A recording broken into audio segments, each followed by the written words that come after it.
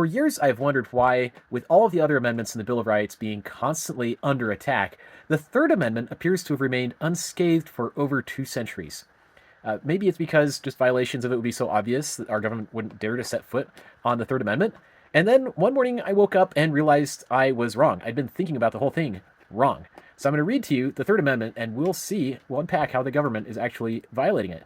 The Third Amendment says, "No soldier shall, in time of peace, be quartered in any house without the consent of the owner, nor in time of war, but in a manner to be prescribed by law." All right, so when we think about this, I think the picture that comes into our minds is like some bureaucrat in an army uniform with some soldier, and he says, "Hey, you got a room? Can you put him up?" And forcing you to do that. And the way they actually do it is fairly different, and it actually uses inflation in an unexpected way. So the Third Reich is actually a remarkably good case study for this. So Hitler used an off-the-books, state-backed credit system to fund his war machine, which enabled him to mobilize millions of economically disenfranchised Germans into a rapidly expanding army. And by the same token, recruitment driven by bottomless spending that came from your savings actually turns American homes into quarters for imperial soldiers. So let's say you have a son who is considering studying chemistry or working at some wonderful private startup.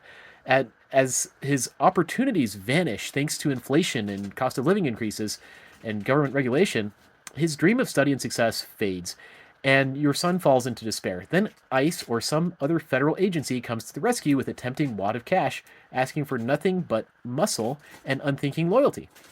Never mind that they stole the cash from underneath your mattress.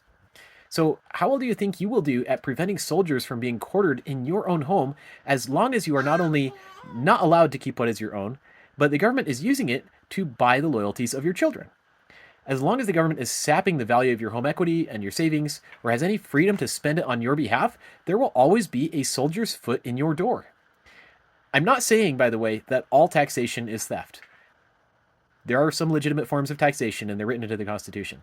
But inflation is theft. It is unaccountably stolen, and it is unaccountably spent. It is taxation without representation.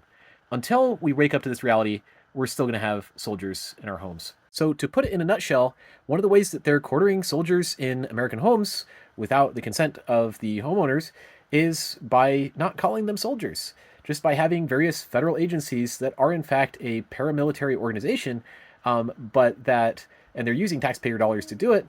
But essentially, it's through this recruitment effort.